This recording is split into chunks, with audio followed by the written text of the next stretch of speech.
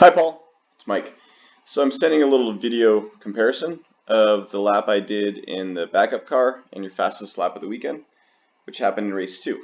And you'll see some comparisons in driving line. You'll also see what we do differently with throttle and brake.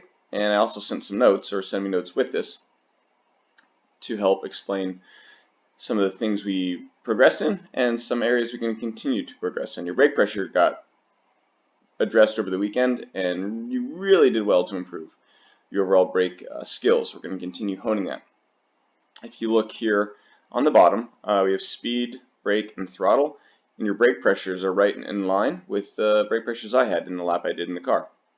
The shape of your braking is different though, and as I play this, you'll see how that enables you to brake late in some spots, but then it discourages the car from turning and then ultimately hurts on exit speed.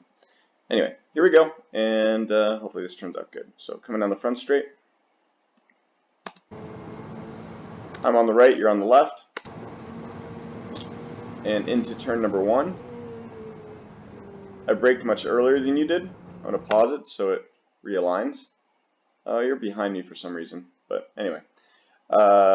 Look how wide you are on entry, and then also around the apex. And this is your fastest lap. You had laps that you did get to the apex, but in this particular lap you did not, which shows a trend of you turning in too late and squaring up the entrance to many corners, especially quicker ones. As we head into turn number 3, I'll realign it as best I can anyway. You turn in later than I do in 3. Again, there's that theme. Similar lines through turn number 4 and 5. Having a real hard time aligning it, but hopefully you get the idea. And if you look down here on the graph, they look very similar. I carried more speed across 3 by virtue of the earlier turn-in, and I was able to get full throttle sooner coming out of turn number 5. And heading to the hairpin, turn 7. You brake later than I do, and given the opportunity, I would revisit that braking point, but you had to stay on the brake for a very long time. As we pause the car at the apex, I'm at 71 kph. We'll wait till you get there. You turned in really late, so you missed the apex, and because you turned in so late, you had to turn the wheel a lot. Your apex speed was down quite a lot, and that ultimately hurt you on exit. And you were able to stay flat through these S's on some laps. On your fastest lap, you did have a little lift, and it's coming up right now. Just a little breathe. But even that little breathe is going to cost a couple mile an hour down the straightaway. So that's a confidence thing. We're going to work on that as we test throughout the winter. Coming in turn 10, again, I'm in front of you quite a ways. We'll look at my line through 10, then we'll look at yours. Early turn in. And that actually looks quite good. You turned in a little late, so you struggled to make the apex a little bit. And then you had a big lift coming through turn number 11. And that cost you ultimately. And what I want to point out as we get to the tower turn, look at the shape of my brake reference, or my brake graph, versus yours. You go to the brakes soft and add, I went to the brakes aggressively and came off, and ultimately that led to a little faster apex speed, a more balanced car, and a faster exit onto the next straightaway from Bishop's Bend.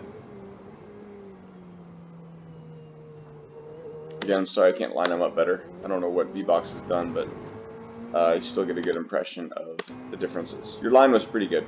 You squared up the turn and you're a little wide, but line was pretty good. Now this was one of the bigger deltas throughout the weekend. It was Bishop's. And every session I feel you got faster. It's interesting to me, I'm going to back it up a little bit. What's interesting to me is the precursory brake. When that just serves to upset the car and actually makes the car feel like, it makes it feel like you're going faster. Because the car has a worse balance. So it's interesting that your confidence really encouraged you, or lack thereof, to brake there. And you did a lot to improve your turn-in here in 15. Still a little late, but pretty good. Then I had a drift through the entrance of 16. I made a pretty egregious error. And you're actually quicker through the corner, but I got full throttle sooner, which got me down the straightaway faster. We're going to go to turn number 17. And similar break point. I try to release the brake to carry momentum through the corner. And the big thing here, and I overslowed it a little bit, truth be told, the big thing here is how early I was attempting to achieve full throttle, which ultimately got the car down the straightaway much, much faster.